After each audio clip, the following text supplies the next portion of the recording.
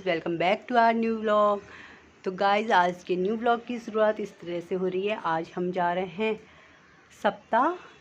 गोवा में एक मेला लगता है जो कि एक हफ्ते का होता है और उसको कहा जाता है सप्ताह। तो हम वहीं जा रहे हैं और सरिता भाभी मुझे लेने आ रही हैं। आज उनकी है छुट्टी, तो हम लोग अभी निकलते हैं। वो अभी मुझे लेने आएंगी, फिर हम दोनों चलते हैं और आपको दिखाते हैं कि गोवा में जो मेला होता है सप्ताह, वो किस तरह से मनाते हैं लोग और मार्केट में क्या कुछ नया आता है। वैसे तो गोवा में कुछ भी सस्ता नहीं मिलता, लेकिन हम एक्सपेक्ट कर रहे हैं कि कुछ सही मिले तो हम लोग लेकर के आएंगे और खूब सारी शॉपिंग करेंगे। चलिए चलते हैं, आपको भी लेके चलते हैं अपने साथ।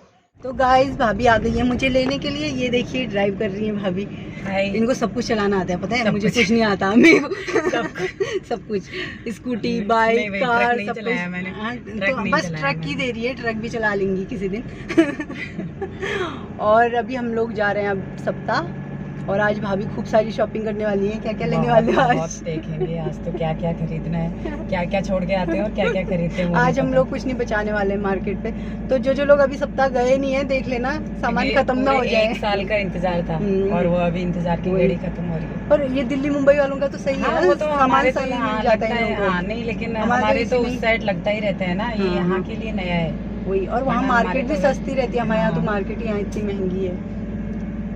तो अभी हम लोग निकल रहे हैं, आपको भी हम दिखाते हैं कि आगे कैसा है मार्केट में, सीन है। हाँ, क्या क्या मार्केट लगी हुई है। और आज आपकी छुट्टी है ना भाभी? हाँ, तो छुट्टी सप्ताह के लिए छुट्टी मिली है, इसलिए पूरा यूटिलाइज कर रहे हैं उसको। हाँ, तो आज भाभी भी छुट्टी मना रही है मस्त।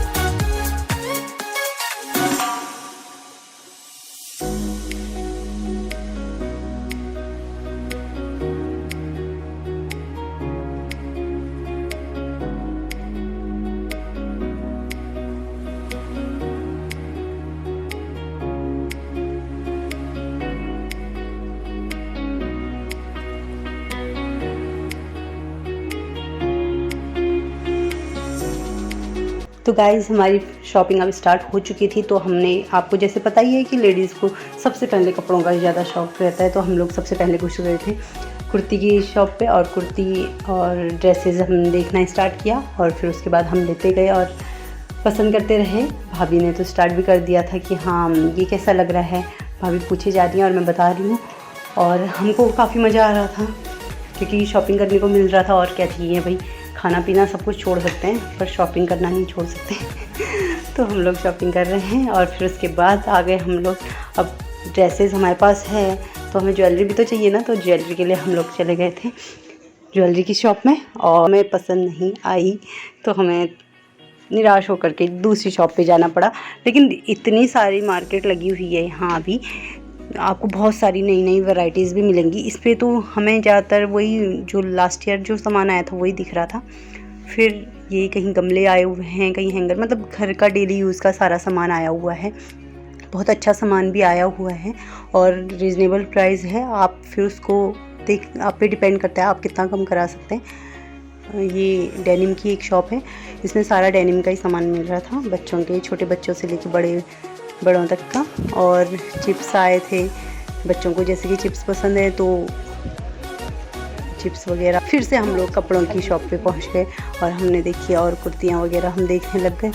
फिर इसमें भी चिकनकारी की काफ़ी कुर्तियाँ आई हुई हैं और काफ़ी अच्छी अच्छी कुर्तियाँ थी। और फिर हम लोग पहुँचे कि ब्लाउज की शॉप पे। अब देखिए सूट साड़ी तो ली नहीं, पर हमने ब्लाउज़ के लिए हमने देखा कि ब्लाउज़ देख लेते हैं, तो ब्लाउज़ हम देखने लगे। ब्लाउज़ भी काफ़ी अच्छे आए थे, साथ ही साथ बच्चों के टॉयज़ भी दिखे हमें, पर हमें लेना नहीं था, इतना छोटा बच्चा कोई है नहीं। तो फिर हमने और इयररिंग्स की शॉप पे हम लोग घुस गए। जहाँ पे भी हमें इयररिंग दिख रहा था हम वहाँ पे रुक जा रहे थे और इयररिंग्स, ज़्यादा से ज़्यादा इयररिंग्स हमने लिए हैं। पैसा इतना खर्च हुआ है पर हमें दिख नहीं रहा है, क्योंकि इयररिंग्स और ये बैंगल्स वगैरह उतना दिखता नहीं। और देखिए भाभी चेक कर रही हैं बैंगल्स कौन से अच्छे लग रहे हैं, उनको ये वाला बहुत पसंद आया था तो हमने ये ले लिया। और भी हमने बहुत सारे बैंगल्स देखे थे। ये देखिए, ये भैया काफ़ी प्राइस लगा रहे थे और एक पैसा भी इन्होंने कम नहीं किया। हमने ये 100 रुपीज़ का सेट था। हम इतना शॉपिंग करने के बाद भी हमें तसल्ली नहीं मिली है, हम और ज़्यादा शॉपिंग करना चाहते हैं और हम और निकल चुके हैं।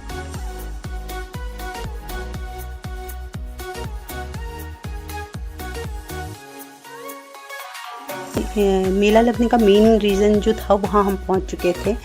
जो मेला था, ये मंदिर जो है दामोदर टेम्पल जो यहाँ का है, फिर बहुत ही फेमस टेम्पल है, इसकी वजह से यहाँ ये मेला लगता है।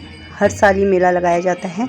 ये इसके बारे में हम, इसकी जो स्टोरी है वो डीपली हमें जो यहाँ के लोकल लोग हैं वो ही बता सकते हैं, क्योंकि हमें तो इतना पता नहीं है। तो भाभी की जो फ्रेंड हैं जो उनके साथ आई हुई हैं हमारे साथ, तो उनसे हम जानते हैं कि यहाँ की जो लोकल में जो इस मेले के बारे में और इस मंदिर के बारे में जो भी स्टोरी फेमस है, मतलब जो मेन रीज़न है कि मेला क्यों लगाया जाता है और गुहा के मंदिर में ये मंदिर इतना क्यों फेमस है। और अभी हम घर को निकल चुके हैं, तो घर को चलते चलते उनसे यहाँ की स्टोरी जानते हैं। फैसिलिटी भी नहीं था तभी 18th सेंचुरी मॉस्को में। हाँ। तो फिर बाद में तभी वो जो फैलता गया वो डिजीज, वो हाँ। कम नहीं हो रहा था। फिर बाद में इधर ये जोशी फैमिली है ना मॉस्को में, जोशी फैमिली अच्छा। करके है एक हाँ, मॉस्को हाँ। में। तो फिर बाद में उसने, उसका जो मेन है ना हेड ऑफ द फैमिली, उसने वो मुझसे जोशी ने एक नारियल लेके गया, वो जाम्बावली करके एक टेम्पल है मड़गांव में। फिर वहाँ से उसने वो नारियल का प्रसाद बनाया और यहाँ वास्को में लेके आए। और वास्को में लोगों को बांटा प्रसाद। अच्छा। फिर उससे वो डिजीज बाद में कम हुआ। फिर तभी से ये उन लोग का प्रथा शुरू हुआ। तो फिर तब ये मंदिर यहाँ पे बनाया होगा। हाँ तब। और ये वो जो मंदिर है ना, वो मंदिर एक्चुअली नहीं है, वो घर है, उसका ही घर है। उसने एक वो प्लेस दिया है मंदिर, ये जोशी का ही घर है। जोशी का ही घर है, पीछे उन लोग का घर है, सामने वो मंदिर है। अच्छा अच्छा। तो यहीं का ही जोशी होंगे ना। हाँ यही गोवा नहीं है। फिर वो लोग क्या करते हैं, अभी नागपंचमी हुआ ना, नागपंचमी के बाद वो लोग वो नारियल लेते हैं, उधर जाम्बावली जाते हैं, उधर बाद में चेंज करके एवरी ईयर वो लोग लेके आते हैं यहाँ पे। वहाँ जाके क्या चेंज करते हैं? नारियल। अच्छा, नारियल चेंज करते हैं और यहाँ पे लेके आते हैं उस वाले टेम्पल में। हाँ उस वाले टेम्पल में। हाँ। फिर बाद में यहाँ पे उसकी स्थापना करते हैं वो लोग। हाँ। मंदिर में। अच्छा। फिर इसके लिए वो बाद में भीड़ होती है ना लोगों की, इसके लिए वो मतलब तभी उसका पावर ज़्यादा रहता है। स्थापना वो नारियल, लोग अपने घर से नारियल लेके आते हैं। ऐसा वो स्टोरी है। गाइस, वैसे तो मुझे भगवान पे बहुत आस्था है, लेकिन जो ये स्टोरी अब मैंने सुनी है ना, इसको सुन करके मुझे और भी ज़्यादा यकीन होने लगा है कि हाँ भगवान तो है भाई। कहीं भी आप रहो, किसी भी जगह आप जाओ, हर जगह आपको एक नई नई स्टोरी सुनने को मिलेगी, जहाँ आपको पता चलेगा कि हाँ भगवान है। हमारे देवभूमि उत्तराखंड में भी काफ़ी ऐसी स्टोरीज़ हैं जो हमारे पूर्वज बताते थे कि उन्होंने साक्षात भगवान के दर्शन किए हुए हैं। ये जो है, पहले सुनने में तो ये काफ़ी उटपटांग लगता था, लेकिन अब इस बात पे यकीन होता है। काफ़ी लोगों से सुनने के बाद हमें इन बातों पे यकीन होने लगता है कि हाँ ये बात सही है। और यहाँ का जो इन्होंने बताया कि एक डिज़ीज़ फैल चुकी थी, उस डिज़ीज़ से बचाने के लिए उन्होंने ये सब कुछ किया। मंदिर से वहाँ से नारियल लाए, प्रसाद ला करके यहाँ सबको बांटा, तो फिर वो डिज़ीज़ ख़त्म हो गई थी। तो तब से लोगों की ज़्यादा आस्था इस मंदिर की तरफ को बढ़ी है। देखिए, ये भी भगवान का ही कोई चमत्कार ही है, जिससे कि एक नारियल की वजह से ही वो डिज़ीज़ ख़त्म हो गई। नहीं तो आजकल लोग कितनी बड़ी बड़ी दवाइयाँ कराते हैं, कहाँ कहाँ नहीं दिखाते हैं, तभी भी कुछ असर नहीं होता। भाभी मुझे छोड़ के चले गई हैं घर पे और अब मैं घर पहुंच चुकी हूँ। तो आज का ब्लॉग यही एंड करते हैं, फिर मिलते हैं आपको नेक्स्ट ब्लॉग में। Bye bye.